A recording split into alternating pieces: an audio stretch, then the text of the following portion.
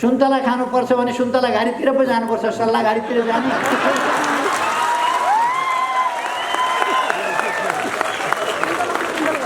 अनि उहाँहरू अलिअलि यति मान्छे त शिशीमा औषधि बेच्ने, त्यसले पनि रत्नपारमा जम्मा गर्छ। उहाँहरूको हालत अब त्योभन्दा बढी हुनेवाला छैन। रत्नपारमा शिशीमा औषधि बेच्ने, टाउको दुखेको, पेट दुखेको, कम्मर दुखेको,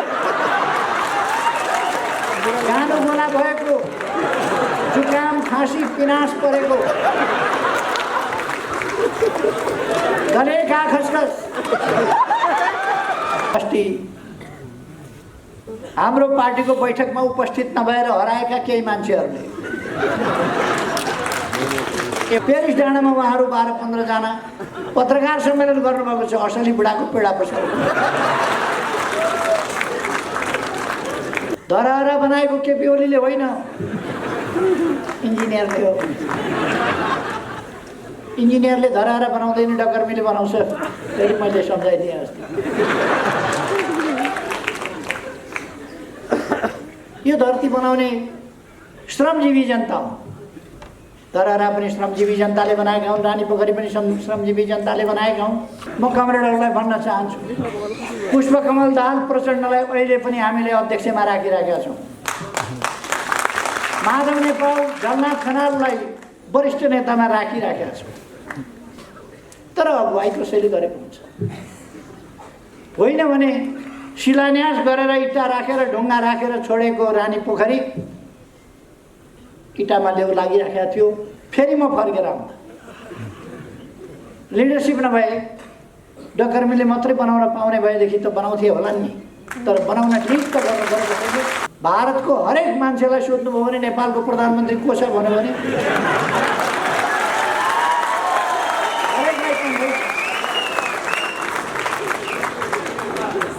बहुमत छ भन्नुहोस्। गफै त हो सम्धि भन्छ। रेस्लिङ खेलमा कहिले कहिले देखिन्छ त्यो रेस्लरहरूले लड्नु ओर्नु कता हो कता पहिले नै त्यो हुन्छ नि लाउने, त्यो चाहिँ खोसेर लिएर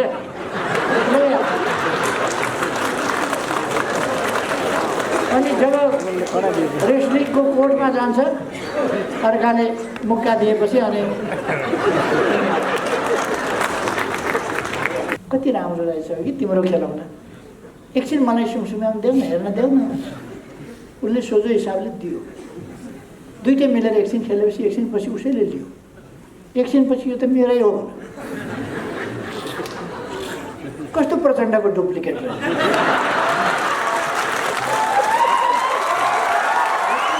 हामी छोरा बुहारी भाइ भतिजा छोरीका लागि लडिरहेका छैनौँ, यो देशका जनताका लागि लडिरहेका छौँ।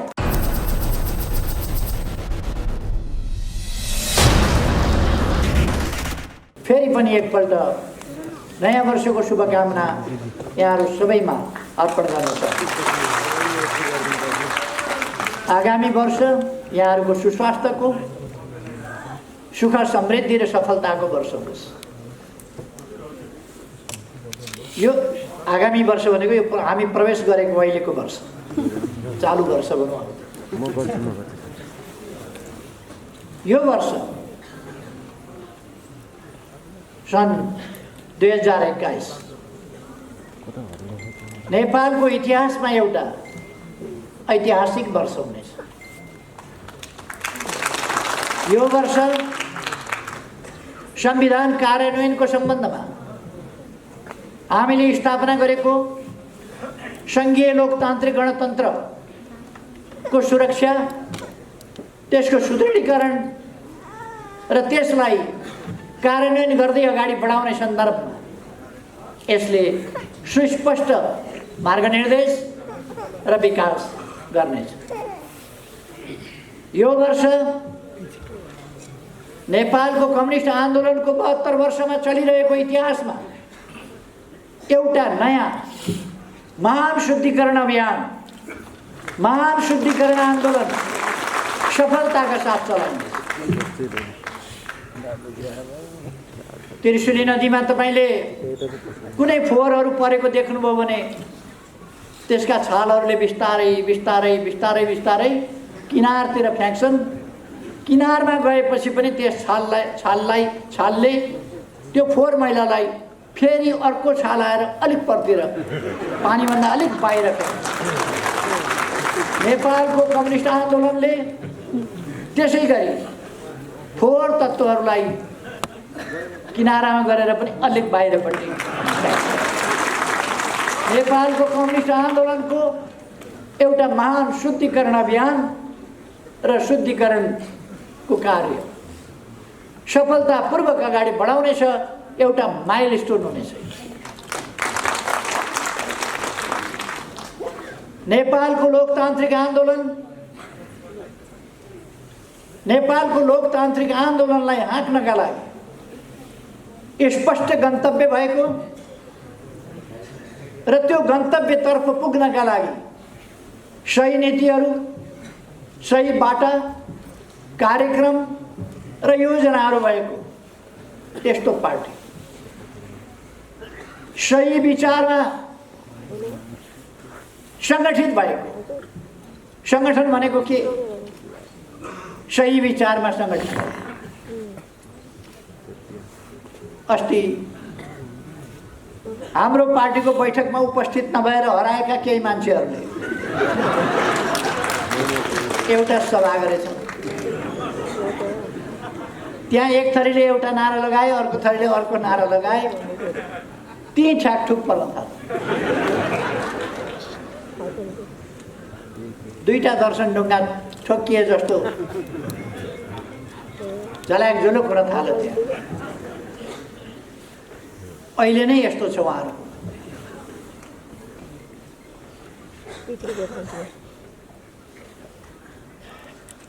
एउटा भनाइ छ,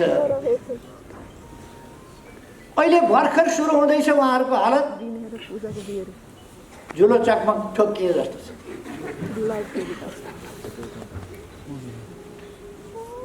माथिका नेताहरूको ध्यान जम्मा जम्मी कुर्सीमा छ, पदमा छ। पद चाहिएको थियो भने त बैठकमा आउनु पर्थ्यो, यता लाग्नु पर्थ्यो, पाउने ठाउँमा लाग्नु पर्थ्यो। सुन्तला खानुपर्छ भने सुन्तला घारीतिर पो जानुपर्छ, सल्लाह घारीतिर जाने।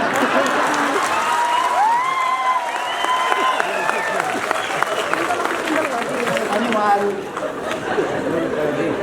पद चाहिएको छ, उहाँहरूलाई ठुलो ठुलो लाग्नु भएको छ, खडेरी परेका।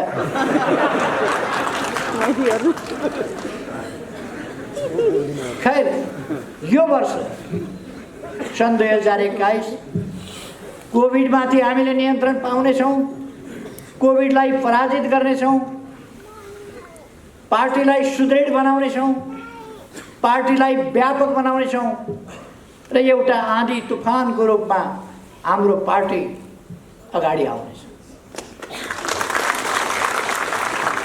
यस वर्षले हाम्रो राष्ट्रियतालाई अझ मजबुत बनाउनेछ। यस वर्षले हाम्रो स्वाधीनता स्वतन्त्रतालाई अझ मजबुत बनाउनेछ र त्यसको वास्तविक अर्थमा हामीले प्रयोग गर्नेछौँ। यस वर्षले हाम्रो भौगोलिक अखण्डतालाई अझ सुदृढ बनाउनेछ, हाम्रा राष्ट्रिय हितहरूलाई अझ सुदृढ बनाउनेछ। हाम्रो समृद्ध नेपाल, सुखी नेपालीको राष्ट्रिय आकांक्षा, त्यसलाई प्राप्त गर्ने सन्दर्भमा हामी निकै अगाडि बढिसकेका हुनेछौँ। यो वर्ष नेपालको इतिहासमा एउटा उल्लेख्य टर्निङ पोइन्टको रूपमा, एउटा बहुतै महत्त्वपूर्ण मोडको रूपमा, एउटा ज्यादै महत्त्वको घुम्तीको रूपमा, त्यस रूपमा यो वर्ष अंकित हुनेछ। हाम्रा उद्देश्यहरू, संकीर्ण उद्देश्यहरू, व्यक्तिगत उद्देश्यहरू पारिवारिक उद्देश्यहरू होइनन्। हामी छोरा बुहारी भाइ भतिजा छोरीका लागि लडिरहेका छैनौँ। यो देशका जनताका लागि लडिरहेका छौँ। देशका जनताका बाबु आमाका लागि, भाइ बहिनीका लागि, दिदी भाइका लागि, दिदी बहिनीका लागि, छोरा छोरीका लागि, देशका सन्तानका लागि, देशको भविष्यका लागि हामी लडिरहेका छौँ। एउटा भन्छ कसको धन्दा कतातिर, कसको धन्दा कता, कसैको धन्दा खानातिर। अचम्म लाग्छ। तर साथीहरूलाई म भन्न चाहन्छु, तपाईहरूले हामीले पार्टी एकता त गऱ्यौँ, एकीकरण गऱ्यौँ। 3 महिनामा पुरा गर्ने एकीकरणको काम 3 वर्षमा पुरा गर्न दिएनन्, पुरा हुन सकेन। एकता एकीकरण गऱ्यौँ। पार्टी तपाईहरूलाई थाहा छ, पार्टीले यस्तो सभा गर्न पाएको थियो। पार्टीका कमिटी चाहिँ थिए, कमिटीका बैठक जस्ता थिए। एउटा कमिटी 3टा गुट, 2टा गुटको एउटा समीकरण, सधैँको झमेला। पार्टी रहेन। त्यो स्थितिमा उहाँहरूले पुर्याउनु भयो। गएका 3 वर्ष पार्टीले देशलाई अगाडि बढाउनका लागि महत्त्वपूर्ण काम गर्नु पर्थ्यो। महत्त्वपूर्ण कामका लागि, देश बनाउनका लागि, जनता सचेत बनाउनका लागि, जनतालाई सङ्गठित गर्नका लागि पार्टीले कार्यकर्ता परिचालन गर्नु पर्थ्यो। तर कार्यकर्तालाई अलमलमा राखियो, असङ्गठित राखियो, कार्यकर्तालाई काम गर्न दिइएन। हाम्रो पार्टीका जस्ता तेज तरार कार्यकर्ताहरू, बलिदानको पृष्ठभूमिबाट आएका कार्यकर्ताहरू, सङ्घर्षको पृष्ठभूमिबाट आएका कार्यकर्ताहरू आज समाजका पछौटेपनहरूलाई हटाएर, अशिक्षालाई हटाएर, समाजलाई सचेत बनाउँदै, सङ्गठित गर्दै विकास निर्माणको काममा अगाडि बढाउन नेतृत्व गर्नुपर्ने कार्यकर्ताहरू हलन चल भएर काम गर्न नपाएर शिथिलतामा 3 वर्ष खेर फाल्नु पर्यो। त्यो तपाईँहरूलाई थाहा छ। अहिले समस्या कहाँनिर रहेछ, जाम कहाँ भएको रहेछ, खिया कहाँ लागेको रहेछ। 2टा नट बल्टु फेर्दाखेरि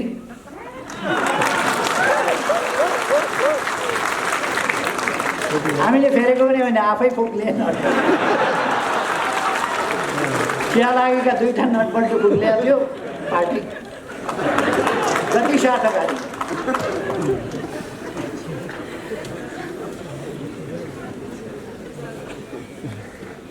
अहिले उहाँहरू पार्टी फुट्यो भनेर कराइराख्नु भएको छ।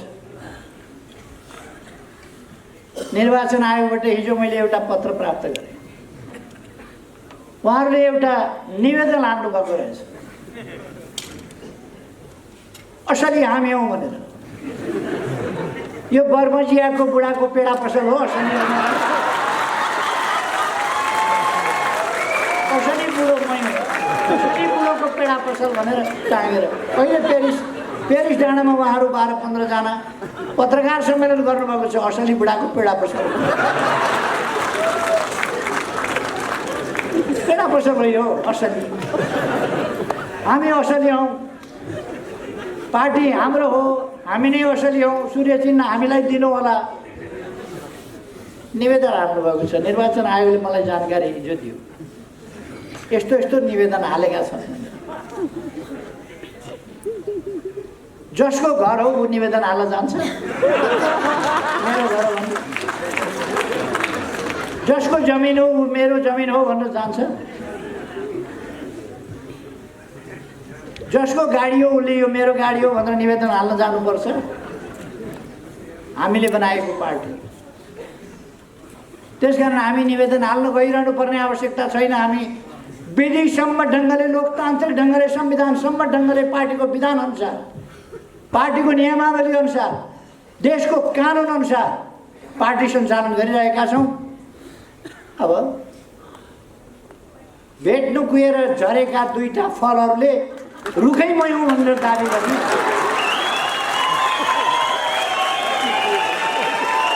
हामीले उहाँहरूलाई बैठकमा आउनुहोस् भनेका छौँ, आउनुहोस् बैठकमा निमन्त्रणा गरेका छौँ। म कमरेडहरूलाई भन्न चाहन्छु, पुष्पकमल दाहाल प्रचण्डलाई अहिले पनि हामीले अध्यक्षमा राखिरहेका छौँ। माधव नेपाल, झलनाथ खनाललाई वरिष्ठ नेतामा राखिराखेका छौँ। अरू पनि केही साथीहरू आउनुभएको छैन अहिलेसम्म बैठकमा, कारणहरू होला, आउनु होला।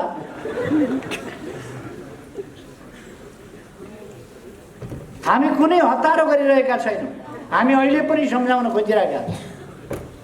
पेरिस डाँडामा पत्रकार सम्मेलन चल्दैछ, यति गते यहाँ जाने, यति गते यो भेला गर्ने, सर्वदलीय भेला, सर्वदलीय भेटघाट, सर्वदलीय बैठक, प्रदेश स्तरीय भेला।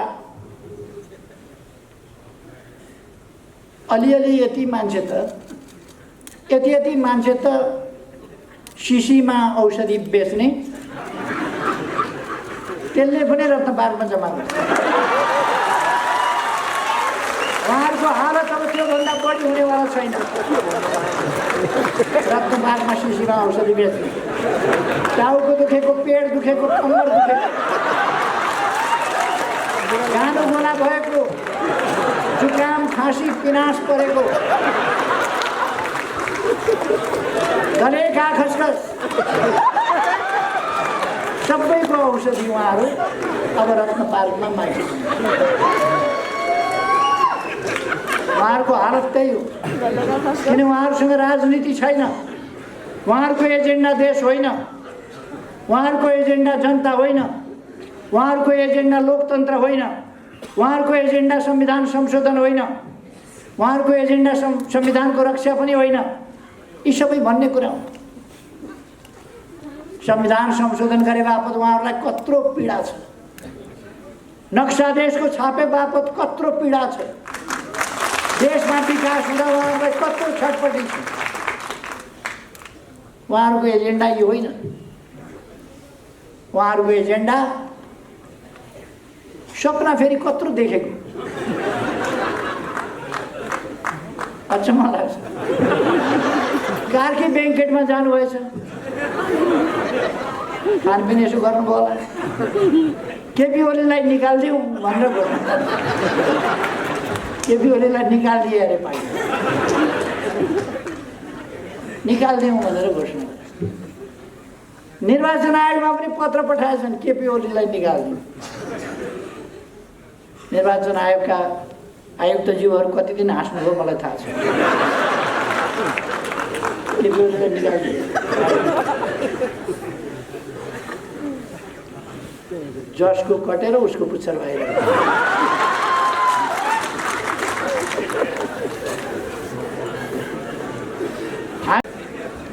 किन हामीले संसद विघटन गर्नु पर्यो, प्रतिनिधि सभा किन विघटन गर्नु पर्यो? प्रतिनिधि सभामा जति काम गर्न सकिन्थ्यो प्रतिनिधि सभाबाट गर्न दिइएन, सबैलाई थाहा छ। सरकारले जति काम गर्न सक्थ्यो गर्न दिइएन। सरकारले जे काम गरेको थियो त्यो प्रचारित हुन पाएन। कतिसम्म भनेको तपाईहरुले सुनिहाल्नु। धराहरा बनाएको केपी ओलीले होइन, इन्जिनियरले हो। इन्जिनियरले धराहरा बनाउँदैन, डकर्मीले बनाउँछ। फेरि मैले सम्झाइदिएँ अस्ति। यो धरती बनाउने श्रमजीवी जनता हो। धराहरा पनि श्रमजीवी जनताले बनाएका हुन्, रानी पोखरी पनि श्रमजीवी जनताले बनाएका हुन्। तर अगुवाई कसैले गरेको हुन्छ। होइन भने शिलान्यास गरेर इँटा राखेर ढुङ्गा राखेर छोडेको रानी पोखरी इँटामा लेउ लागिराखेको थियो। फेरि म फर्केर आउँदा लिडरसिप नभए डकर्मीले मात्रै बनाउन पाउने भएदेखि त बनाउँथे होला नि, तर बनाउन ठिक त गर्नु परेको छैन। म आएपछि त रानी पोखरी खोनेको यहाँहरूले देख्नुभएको छ। अस्ति धरहराको 22औं तलाबाट काठमाडौँ यस्तो देखिन्छ भनेर अखबारमा मैले यसो फोटो हेरेको थिएँ। 22औं तलाबाट यस्तो देखिन्छ। धरहरा 22औं तलाबाट खिचेको फोटो पुरानो हो र? पुरानो धरहरा त 22 तला थिएन।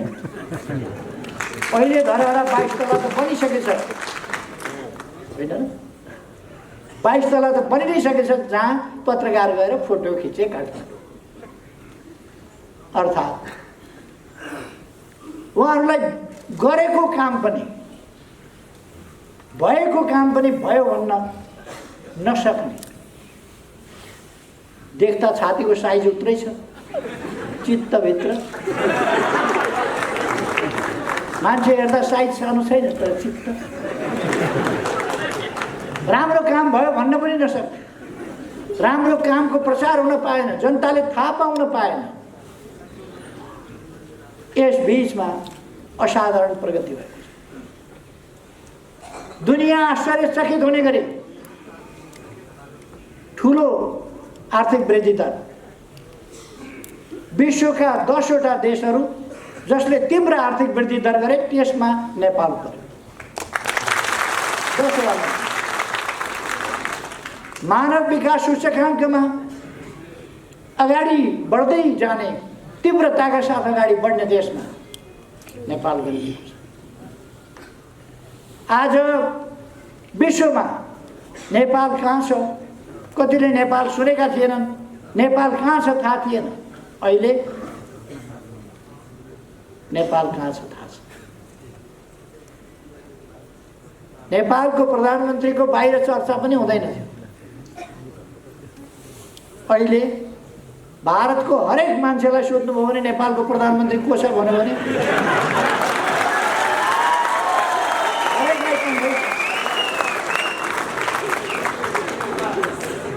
अन्तर्राष्ट्रिय मञ्चहरूमा हामी चिनिन थालेका छौँ, सुनिन थालेका छौँ। हाम्रा दृष्टिकोणहरू सुनिन थालेको छ, हाम्रा दृष्टिकोणहरूको सराहना गर्न थालिएको छ। तपाईँहरूलाई थाहा छ,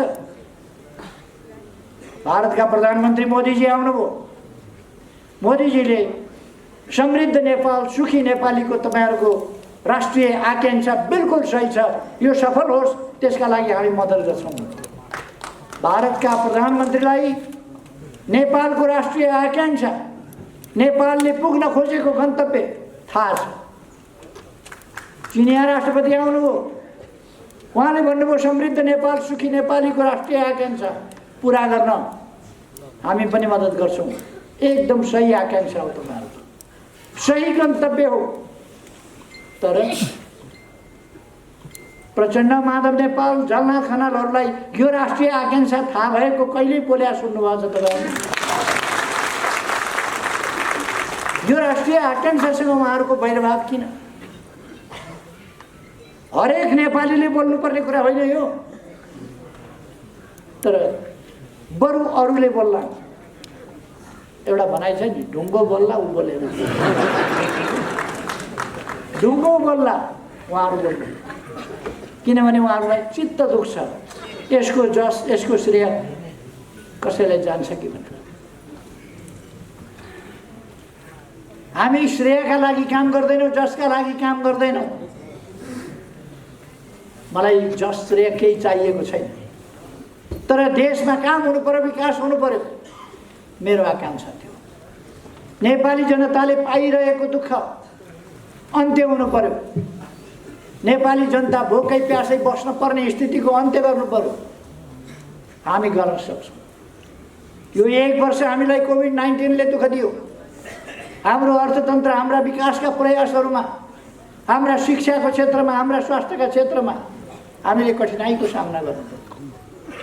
विकास निर्माणको कामलाई गतिसाथ अगाडि बढाइरहेको ठाउँमा कोभिड-19ले हामीलाई अलिकति धक्का दियो।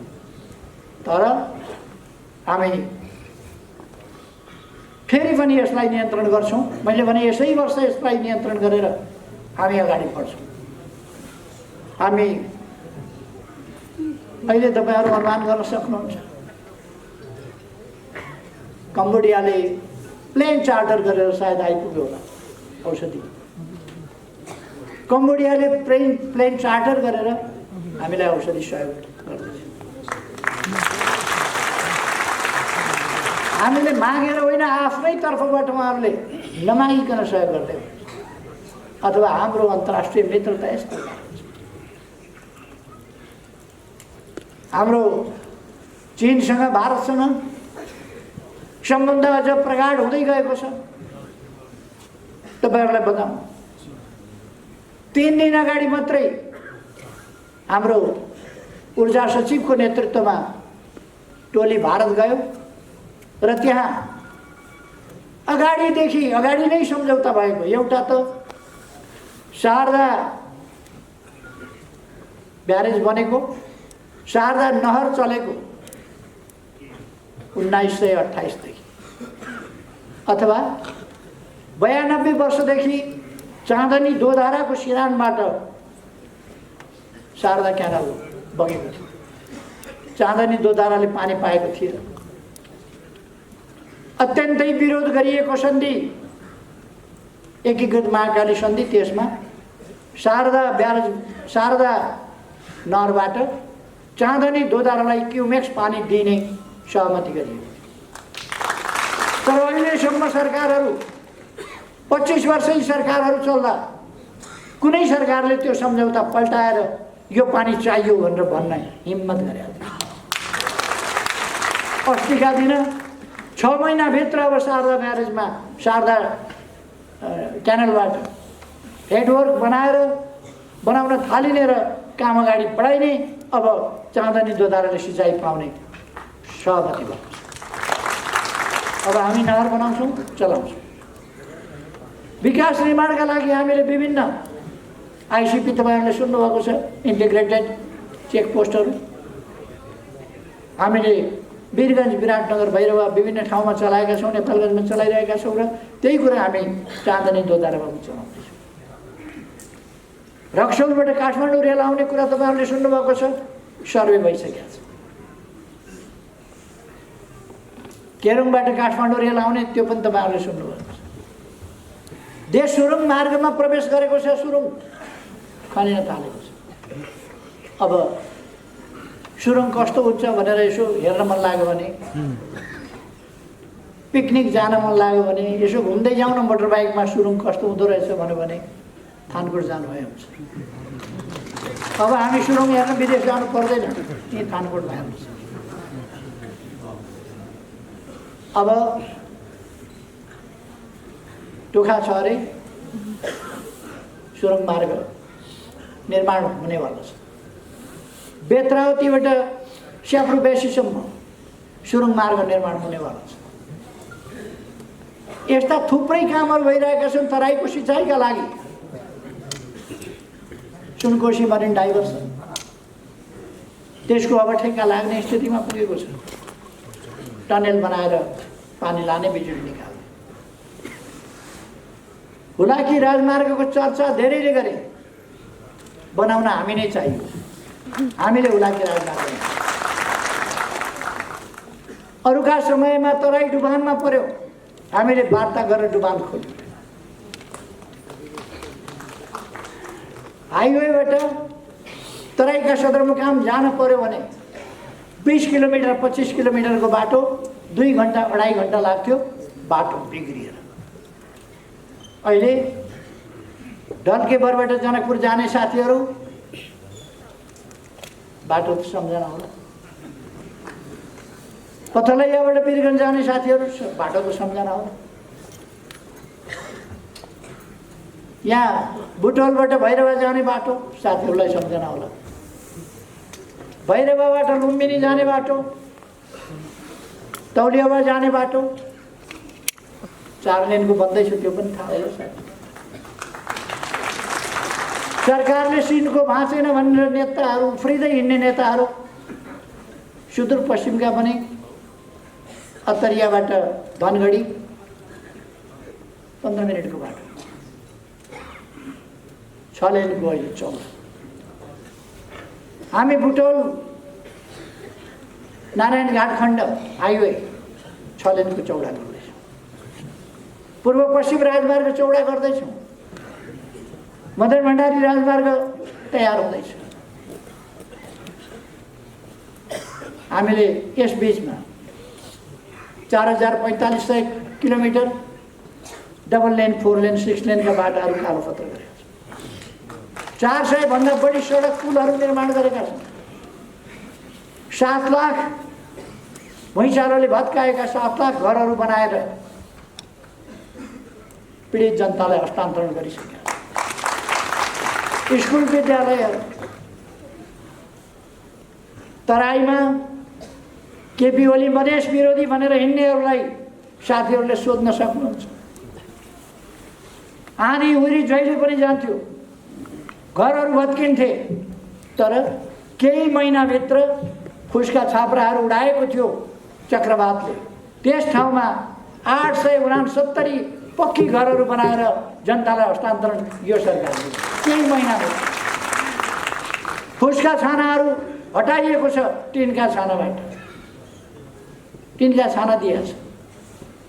गरिब जनतालाई घर बनाएर आवासको व्यवस्था क्रमशः गरिँदै गएको छ। यस वर्ष 20,000 भन्दा बढीलाई हामीले घर हस्तान्तरण गर्यौँ।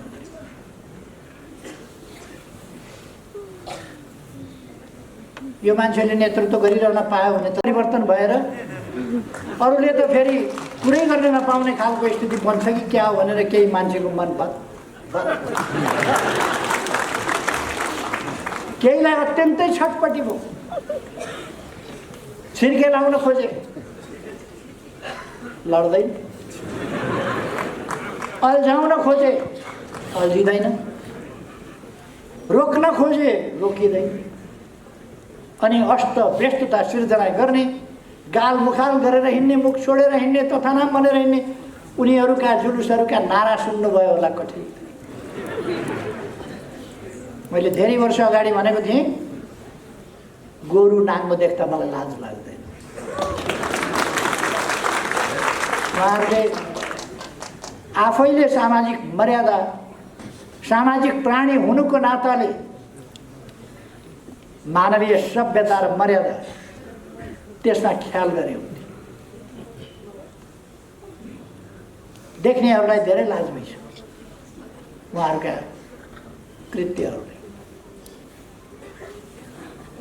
खै देश अगाडि बढिरहेको छ, देश अगाडि बढ्छ, देश अगाडि बढाइनेछ। म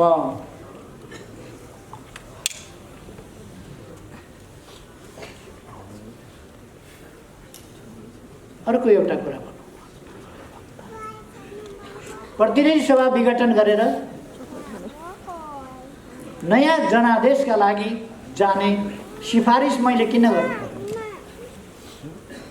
किनभने लोकतन्त्र खतरामा पर्यो, संविधान खतरामा पर्यो, स्थिरता र स्थायित्व खतरामा पर्यो। उहाँहरूको योजना के? जाली समाचारहरू केही पत्रिकाहरूमा, आजको पत्रिकामा पनि जाली समाचार छपाएको छ फ्रन्ट पेज। मान्छेहरूलाई भड्काउनका लागि झुटा समाचारहरू प्रायोजित ढङ्गले आफूलाई स्थापित हुँ भन्ने दैनिकहरूले छापेका छन् फ्रन्ट पेजमा। फलानासँग सल्लाह गरेर विघटन गरेका थिए, पुनर्स्थापना भयो भने फलानालाई प्रधानमन्त्री बनाउँछु भन्यो। पुनर्स्थापना हुने कुरा आयो कहाँबाट? पुनर्स्थापना कसले हुन्छ भन्यो? पुनर्स्थापना हुन्छ भनेर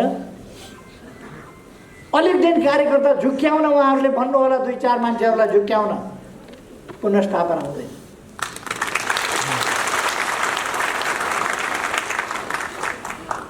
देश चुनावतिर गइसक्यो, निर्वाचन आयोगले चुनावको तयारी गरिरहेको छ, सुरक्षा निकायहरू चुनावको तयारी गरिरहेका छन्, राजनीतिक पार्टीहरू चुनावको तयारी गरिरहेका छन्। जनता ताजा जनादेश दिएर यस्ता तत्त्वहरूलाई होइन, स्वच्छ तत्त्वहरूलाई, स्वच्छ व्यक्तिहरूलाई, देशलाई माया गर्नेहरूलाई, छलकपट नगर्नेहरूलाई ताजा जनादेशका साथ एउटा यस्तो सशक्त प्रभावकारी पार्लियामेन्ट बनाउने गरी मतदान गर्न चाहन्छु।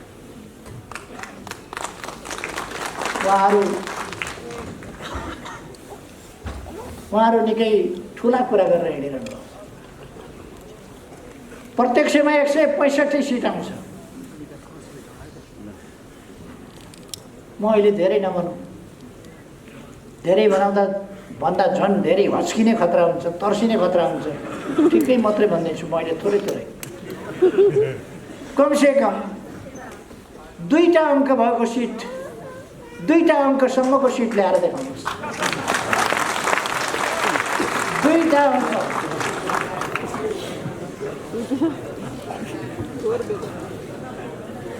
तर त्यस स्थितिमा उहाँहरू पुग्नुहुन्न, उहाँहरू फर्किनुहुन्छ, छनक पाइसक्नु उहाँहरू। त्यसकारण उहाँहरूलाई ठाउँ राखेका छ हामीले। केन्द्रीय कमिटीमा उहाँहरूको ठाउँ छँदैछ जस्ताको तस्तै। यति हो। अब फर्किएर फेरि उपद्रव मचाउन पाइँदैन। अब फर्किँदा उहाँहरूलाई थानकोमा राखिदिन्छ। थानकोमा बस्नुपर्छ, पार्टी झैँ काम गर्नुपर्छ, पार्टीको नेता झैँ बोल्नुपर्छ, पार्टीको कार्यकर्ता झैँ बोल्नुपर्छ। अनेकता र गुटबन्दी गर्न पाइँदैन। त्यसकारण अब गुटबन्दीलाई हामीले बिदा गर्यौँ। व्यक्ति फर्किए पनि प्रवृत्ति फर्कन दिइने छैन। व्यक्ति फर्किए पनि अब गुटबन्दी फर्किन दिइने छैन। हामीले जब देश अप्ठ्यारोमा पर्यो, देश सङ्कटतिर लान चाहनुभयो उहाँहरूले, दलभित्रैबाट दलको नेतालाई थाहा छैन, प्रथम अध्यक्षलाई थाहा छैन, प्रधानमन्त्रीलाई थाहा छैन, हस्ताक्षर बोकेर कहिले राष्ट्रपति कहाँ पुगेका छन्, कहिले कतातिर पुगेका छन् हस्ताक्षर बोकेर। थैलोमा हस्ताक्षरको प्रति लिएर, कागज लिएर कुदेका छन्। केन्द्रीय कमिटीको बैठक बोलाउनु पर्यो, कामरेडहरू सही गर्नुहोस् भनेर। केन्द्रीय कमिटीको बैठक बोलाउनु सही गर्नुपर्छ, बोलाइहालिन्छ नि केन्द्रीय कमिटीको बैठक। त्यस बहानामा सही गर्न लाउनु भयो। अनि उहाँहरूले पेश गर्न चाहिँ अविश्वासको प्रस्तावका लागि पेश गर्दा चाहिँ विशेष अधिवेशन बोलाउनका लागि भनेर पेश गर्नु, जुन कुरा झुट हो। सांसदहरूलाई त्यसरी सही गराएको थिएन उहाँहरूले। उहाँहरू भनिरहनु भएको छ, दाबी गरिरहनु भएको छ हामीतिर बहुमत छ। पखुन त वैशाख 17 गते र 27 गते हेरौँ बहुमत कता रहेछ। बहुमत हेरियो, कसलाई निकालेछ, को चाहिँ पार्टीबाट निक्लिएछ वैशाख 17 र 27 गते हेरिहालौँ। म हाम्रा युवाहरूलाई आग्रह गर्न चाहन्छु, हाम्रा नवयुवाहरूलाई आग्रह गर्न चाहन्छु, तपाईँहरूले धेरै बाँच्नु छ, यो देश बिग्रिन दिनु हुँदैन। यो देश केही मान्छेहरूका गलत प्रचार, गलत उद्देश्यका प्रचारहरूमा यो देशलाई जान दिनु हुँदैन, अलमलिन दिनु हुँदैन। र हाम्रा युवाहरू अलमलमा पर्नु हुँदैन। युवाहरू अब देशलाई जोगाउने कुरामा सही विचार बोकेर, सही ढङ्गले मन मस्तिष्कमा देशलाई राखेर अगाडि बढ्नु। अहिले हाम्रा केही मित्रहरूले, उहाँहरूले देशमा अस्थिरता, अनुशासनहीनता, अराजकता, पार्टीभित्र तपाईँहरू विचार गर्नुहोस् त। प्रथम अध्यक्षको विरुद्ध, प्रधानमन्त्रीका विरुद्ध के बोलेर हिँड्नु भएको थियो उहाँहरू यी 3 वर्ष? पार्टीको पक्षमा बोल्नुभयो, सरकारको पक्षमा बोल्नुभयो, राम्रो कामको पक्षमा बोल्नुभयो? बोल्नु भएन। अराजकता, अनुशासनहीनता, हानिकारक। अघि कमरेड बादलले भन्नुभए जस्तै उहाँहरू प्रतिगमनकारी क्रियाकलाप गरिरहनु भएको थियो र प्रतिगमनतर्फको यात्रा गरिरहनु भएको थियो र खास प्रतिगमनको तयारी गरिरहनु भएको थियो। हामीले प्रतिगमन रोक्नु थियो, त्यसलाई ब्रेक लगाउनु थियो, आन्दोलनलाई भिरबाट तल खसाल्न खोज्नुभएको थियो उहाँले, त्यसलाई रोक्नु थियो। हामीले स्टियरिङ सोझ्याउनु थियो, हामीले स्टियरिङ सोझ्याएका। अरू के? उहाँहरूले 2/3 लगभग भएको पार्टी फुटाउने, 2/3 लगभग भएको पार्टी तोड्ने अनि विभिन्न तत्त्वहरूसँग बेत्री साँठगाँठ गरेर अनि जोडजाम गरेको पुतली सरकार बनाउने, जोडजामको ताला जोडेको पुतली सरकार, आफ्नो 2/3 को लगभग 2/3 को सरकार ढाल्ने, पार्टीको एकता भत्ताभङ्ग पार्ने अनि विभिन्न रङ्गी बिरङ्गी तत्त्वहरू जोडेर सरकार बनाउने अनि हर्स ट्रेडिङको खेल सुरु गर्ने, सधैँ अस्थिरता, सधैँ सरकार बनाउने र ढाल्नेको चक्रव्यूहमा देशलाई फसाउने, जनतालाई निराश पार्ने, विकासलाई अवरोध गर्ने, यही उहाँहरूका प्रयासहरू। यी प्रयासहरूलाई रोक्नका लागि, त्यता देशलाई जान नदिनका निम्ति, हर्स ट्रेडिङको राजनीति फेरि फर्किन नदिनका निम्ति देशमा जनताको इच्छा अनुसारको सरकार, जनताको इच्छा अनुसारको काम गर्ने सरकार, देशलाई माया गर्ने सरकार, अरूबाट सञ्चालित होइन, आफै आफ्नो देशका लागि आफै सञ्चालित हुने सरकार, जनताको इच्छा अनुसार, जनताको आदेश अनुसार, जनताको मनोभावना अनुसार राष्ट्रिय हितलाई केन्द्रभागमा राखेर चल्ने सरकार, त्यो चाहिएको हुनाले जनताले कतिपय ठाउँमा संविधान, तर संसदमा सरकारले निर्णयका लागि पेश गरेका प्रस्तावहरू प्रस्तुत हुँदैन। सभामुखले 3वटा अधिवेशन भए, 3वटा अधिवेशन अगाडि सरकारले राखेका प्रस्ताव निर्णयार्थ प्रस्तुत हुँदैन। 3 वर्ष अगाडिदेखि राखेका प्रस्तुत गरेका विधेयक समितिमा लगेर अल्झाइदिएको छ। समितिबाट अगाडि बढ्दैन, किनभने सरकारलाई असफल देखाउँछ। त्यस प्रकारको स्थितिबाट देशलाई अगाडि बढाउनका लागि, लोकतान्त्रिक विधिबाट देशलाई अगाडि बढाउनका लागि, अस्वस्थ षड्यन्त्रको चक्रव्यूहमा देशलाई फस्न नदिनका लागि यो प्रतिनिधि सभा विघटन र नयाँ निर्वाचनको घोषणा गर्नु। म साथीहरूलाई आग्रह गर्न चाहन्छु, प्रतिनिधि सभा पुनर्स्थापना हुन्छ कि? कतिपयले कुप्रचारहरूको भ्रममा परेर अथवा असरमा परेर आशंका गरिरहनु भएको देखिन्छ, कहीँ पुनर्स्थापना हुन्छ कि? 2/3 झन्डै 63-64% को प्रतिनिधित्व सर्वसम्मतिले गरेको प्रधानमन्त्री म, दलको नेता म, 64% को दलको नेताले म सरकार चलाउन ताजा जनादेश चाहियो भनेपछि कहाँ विकल्प छ र पठाउनु? पुनर्स्थापना गरेर कहाँ पठाउने? फेरि म चलाउन भन्दैछु, जो दलको नेता हुँ, जोसँग लगभग 2/3 छ, उसले ताजा जनादेश चाहियो भन्दैछ, अनि अरूले घरवाला भन्दैछ छानो चुयो अर्को बनाउँछु भनेर, छानो भत्कायो, पुरानै छानो चाहियो भनेर छिमेकी कराउँछ। हुन्छ कहीँ त्यो पुरानो हो छानो, चुयो, चुएको छानोले खाट कता सार्ने, सिर कता बोकेर कुद्ने। त्यस कारण कुहेको विघटन गरी नयाँ प्रतिनिधि सभाको निर्वाचनका लागि मिति तोक्नेछ भन्ने उल्लेख छ संविधान। अनि किन छैन? उहाँहरूको भनाइ होला, कसैले भन्ला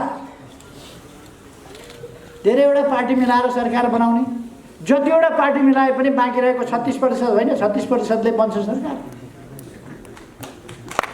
सरकार बन्ने ठाउँै छैन, त्यो मास्तिरका अप्सनहरू। पहिले यो सरकार 2 अनुसार बन्यो, त्यसपछि यो सरकार 76-1 को सरकार बन्यो एकीकरण भएपछि। पहिले गठबन्धनको सरकार बनेको थियो, त्यसपछि एकल पार्टीको बहुमतको सरकार बन्यो। पहिले संविधानको धारा 76 को 1-1-2 अनुसार बनेको थियो, पछि एकीकृत भएपछि 1 अनुसार बन्यो। 1 अनुसारको बहुमतको सरकारले विघटनको सिफारिस गरिसकेपछि उसले चलाउन यो सरकार यो प्रतिनिधि सभा भएन, यसबाट देशलाई अगाडि बढाउन सकिँदैन। राष्ट्रको बाँकी अवधि 1.5 वर्ष होला, 2 वर्ष होला, त्यो बाँकी अवधि खेर फाल्नु हुँदैन। त्यसकारण बाँकी अवधि खेर फाल्न नदिनका लागि, झमेलायुक्त स्थिति अन्त्य गर्नका लागि, काम गर्नै नसक्ने नपाउने व्यवधानयुक्त अवरोधयुक्त अन्त्य गर्नका लागि, अवस्थालाई अन्त्य गर्नका लागि हामीलाई नयाँ ताजा जनादेश चाहियो। त्यसकारण यो फर्किने सम्भावना छैन। मुद्दा लड्न त पाइयो, मुद्दा त मान्छेले लड्ला, मुद्दा लड्नु एउटा कुरा, तर प्रधानमन्त्रीको अधिकार यस विघटनको सिफारिस गरियो। यही कुरा केही दिन अघि, केही महिना अघि बेलायतका प्रधानमन्त्री बोरिस जोन्सनले अटेरी गर्ने 21 जना सांसदलाई बर्खास्त गरेका थिए। त्यसपछि संसद विघटन गरेका थिए र नयाँ जनादेशमा गएका थिए। अत्यधिक मजाले बहुमत ल्याएर फेरि प्रधानमन्त्री। म साथीहरूलाई भन्न चाहन्छु, यस्ता दृष्टान्त थुप्रो छ। इजरायलमा पनि अहिले संसद विघटित अवस्था। यो संसद प्रतिनिधि सभा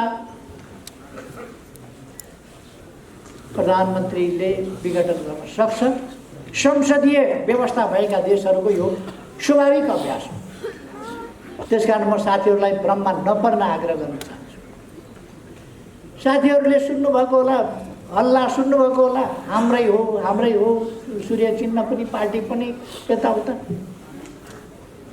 धनगढीमा पार्टीका खातामा कार्यकर्ताहरूले दुःख गरेर 30 लाख जम्मा गरेर एउटा मान्छे गएर छलछाम जालझेल टिक्रम गरेर त्यो 30 लाख अस्ति नै चट बनाइदिन्छ। यिनीहरूको ध्यान कहाँ छ भन्दाखेरि ब्याङ्कमा राख्या पैसामा। कार्यकर्ताले पसिनाका थोपा थोपा बनाएर गरेको पार्टी कार्यालयमा, कार्यकर्ताले बडो मुस्किलले पैसा जोडेर कसैले डोनेसन गरेर किनेको वा डोनेसन गरेर दिएको जमिनमा छ। कसको ध्यान कहाँ, कसको ध्यान कहाँ?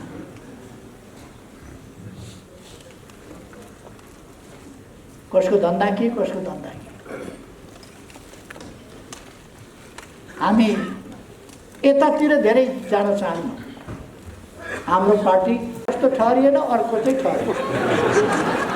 हाम्रो अदालत चार्ली च्याप्लिन कुन चाहिँ हो भनेर छुट्याउन नसक्ने अवस्था छैन। लुगा हेरेर चिन्छ, जेल लगाएको कपाल हेरेर चिन्छ, अनुहार हेरेर चिन्छ, अनेक हिसाबले चिन्छ। कुम हल्लाएकोबाट चिन्छ, अनेक हिसाबले चिन्छ। चार्ली च्याप्लिन चिन्नमा हाम्रो अदालतले गल्ती गर्दैन, हाम्रो निर्वाचन आयोगले गल्ती गर्दैन, हाम्रा न्याय निरूपण गर्ने निकायहरूले गल्ती गर्दैन। इतिहास सबैलाई थाहा छ। त्यसकारण साथीहरू ढुक्क रहनुहोस्। सूर्य चिन्ह हामीसँग हुन्छ।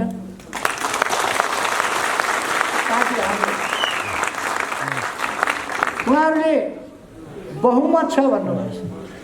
गफै त हो, सम्धि भन्छ।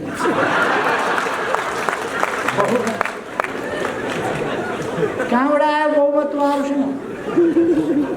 कहाँ पुष्टि भयो? कुन महाधिवेशनले भनौँ उहाँहरूसँग बहुमत छ? कुन महाधिवेशनले, कुन अधिवेशनले भनौँ? कहाँ छ बहुमत? कुनै एउटा जिल्लामा बहुमत ल्याएर, एउटा निर्वाचन क्षेत्रमा बहुमत ल्याएर देखाउनुहोस् त। बहुमत छ, दाबी पनि कस्तो बहुमत छ। रेस्लिङ खेलमा कहिले कहिले देखिन्छ त्यो रेस्लरहरूले लड्नु ओर्नु कता हो कता पहिले नै त्यो हुन्छ नि लाउने, त्यो चाहिँ खोसेर लिएर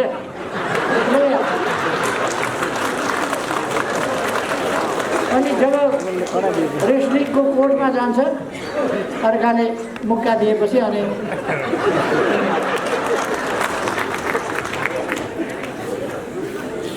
उहाँहरूको त्यस्तै पहिले नै माला लाउन थाल्यो। बहुमत छ, कहाँ पुष्टि गर्नुभयो बहुमत? कहाँबाट आयो बहुमत? कसले दियो बहुमत? कुन कार्यकर्ताले? तपाईँहरूले भोट हाल्नुभयो? तपाईँहरू गल्ती गरेर पनि भोट हाल्नुहुन्छ त्यसलाई? बहुमत कहाँबाट आयो? कसले भनिदियो? घरमा भने भाँडा त ट्याक्राक ठोकिने मात्रै होइन, धेरै गरेर मुर्लुम भएपछि उठेर हेर्दा त के को बिरालो म्याउ त गर्दै थियो, तर घरवालाले टर्च बालेर यसो हेर्दा त ढाडे। त्यसको गति के भयो होला तपाईँहरू आफै विचार। खै एकछिन अल्मल्याउन खोज्छन्, एकछिन झुक्क्याउन खोज्छन्, अँध्यारोमा भेट्टायो भने म्याउ गरेर उम्किन खोज्छन्, तर म्याउ स्याउ जे गरे पनि उम्किँदैन होइन। यसपल्ट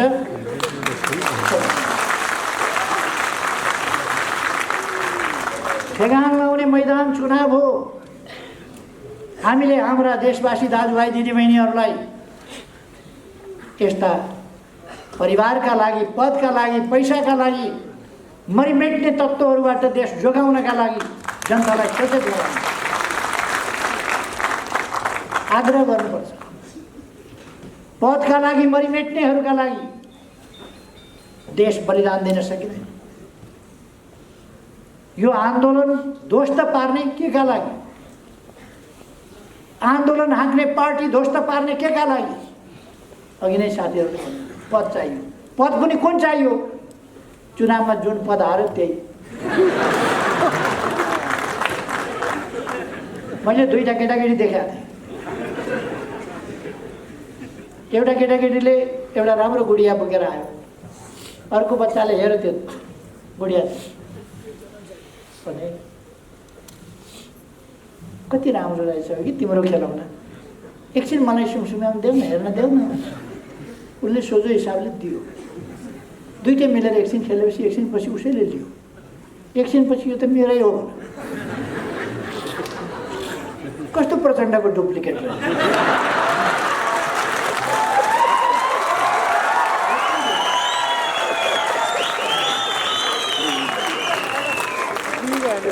अहिले त एकता के गरिएको थियो, एकछिन खेलाउन के दिएको थियो, कार्यकारी के यसो दिएको थियो।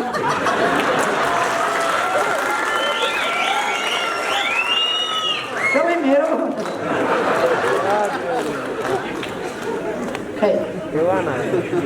साथीहरू आत्मविश्वासका साथ अगाडि बढ्नुहोस्, एकताबद्ध भएर अगाडि बढ्नुहोस्। यति बेला आपसी मनमुटाव, मतभेद आदि इत्यादि कुराहरूमा अल्मलिने होइन। देशलाई ध्यानमा राख्नुहोस्। हाम्रो मन मस्तिष्कमा देश हुनुपर्दछ, यति बेला जनता हुनुपर्दछ, विकास हुनुपर्दछ, उन्नति हुनुपर्दछ, प्रगति हुनुपर्दछ।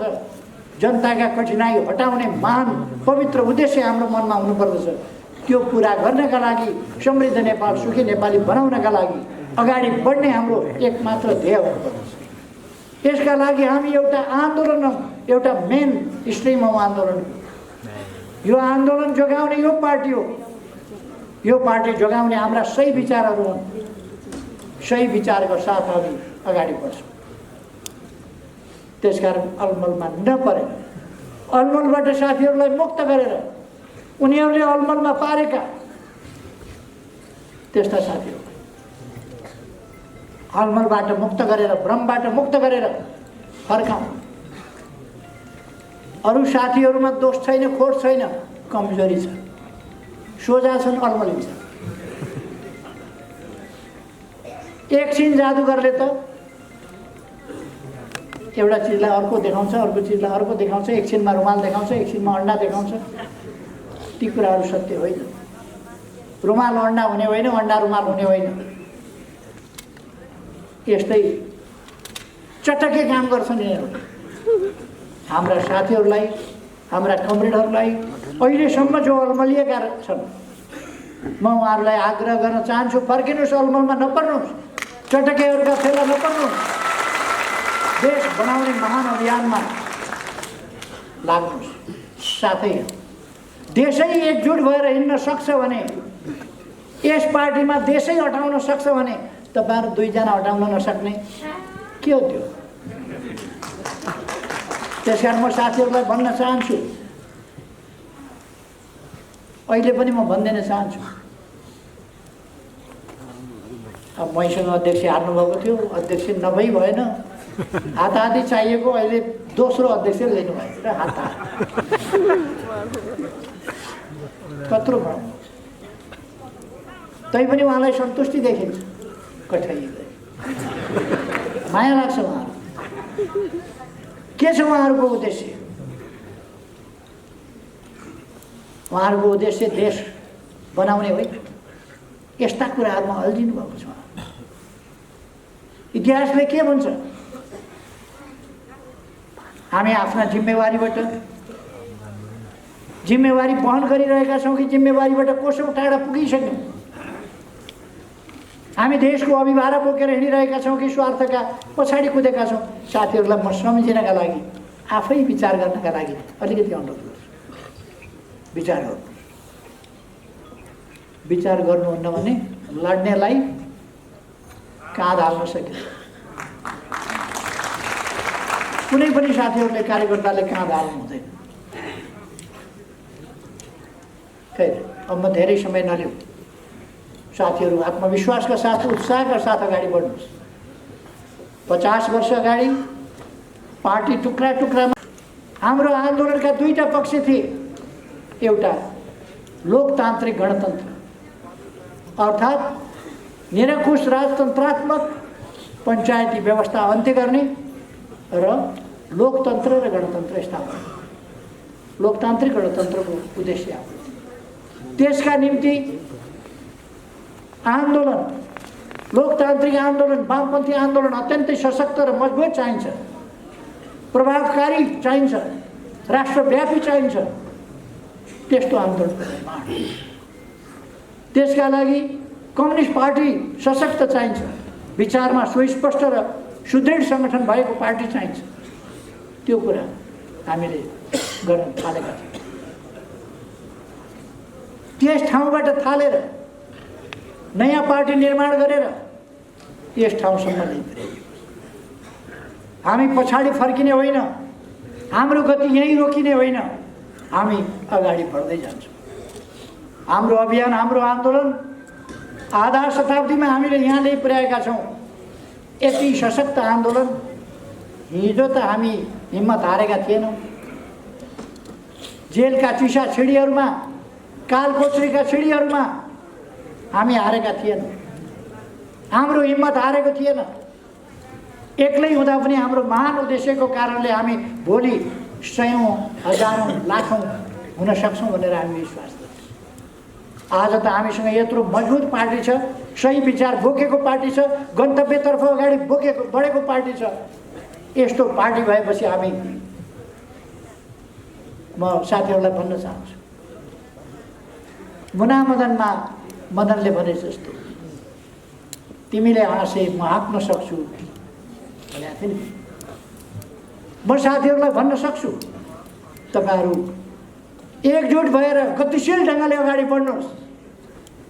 यस पार्टीको शीर्ष स्थानमा म छु। मैले आन्दोलनलाई तलमाथि पर्न दिन्न, सही दिशामा हाँकेर ल्याइदिन्छु। हामी आफ्नै जीवनमा राजतन्त्रसँग, जिउँदो राजतन्त्र, बलियो राजतन्त्र त्यति बेला थियो। त्यति बेला खाली हातले हामीले हात पन्जा लडाएर ढाल दिएका थियौँ। केही नभएका हातहरूले, सशस्त्र हातहरूलाई ढाल दिए। राजतन्त्र हामीले फालेका हौँ, गणतन्त्र हामीले ल्याएका हौँ, लोकतन्त्र हामीले ल्याएका हौँ, तानाशाही हामीले फालेका हौँ। अन्धविश्वास र पछौटेपनहरूलाई पराजित गर्दै हामीले अगाडि बढाएका। जात जात, भाषा भाषा, क्षेत्र क्षेत्र, भूगोल भूगोलमा बाँडेर पहिचानका नाउँमा नेपाली जनतालाई लडाउन भिडाउन खोज्ने र नेपालको भविष्य ध्वस्त पार्न खोज्ने, नेपाललाई रुवान्डा बनाउन खोज्ने त्यस्ता अभ्यासहरूलाई हामीले ध्वस्त पारेर राष्ट्रिय एकता जोगाएका। हामीले अनौठो असाधारण भोकै बसेर पनि नाकाबन्दीको सामना गरेका हौँ र घुँडा टेकेका होइन। अहिले हामीले हाम्रो देशको भूभाग समेटेर नक्सा बनाएका छौँ। त्यो नक्सा संविधानमा सामेल गरेर संविधान समेत संशोधन गरेका छौँ। त्यो नक्सामा भएको हाम्रो जमिन विधिवत ढङ्गले हामी फिर्ता ल्याउँछौँ। त्यसकारण साथीहरूलाई म आग्रह गर्न चाहन्छु, पार्टी लिडरसिपको पङ्क्ति ठिक छ, त्यसलाई अग्रस्थानमा बसेर नेतृत्व मैले गरिरहेको छु र मेरो अरू कुनै स्वार्थ छैन। मैले केही लिनु छैन। मैले सुन्दर देश बनाउनु छ, नयाँ पिँढीलाई, नयाँ पुस्तालाई सुन्दर देश, सुन्दर पार्टी, सुन्दर आन्दोलन, सुन्दर व्यवस्था, सुन्दर प्रणाली, सुन्दर ढङ्गले चलेको लोकतन्त्र र एउटा विकसित सभ्य समाज निर्माण गरेर उहाँहरूलाई चिन्ह लाउनु। अरू केही मेरो स्वार्थ छैन, गरिबी हटाउनु छ। त्यसकारण यो अभियान एक्लैको अभियान होइन, हामी सबैको अभियान हो। यस अभियानमा जुटौँ।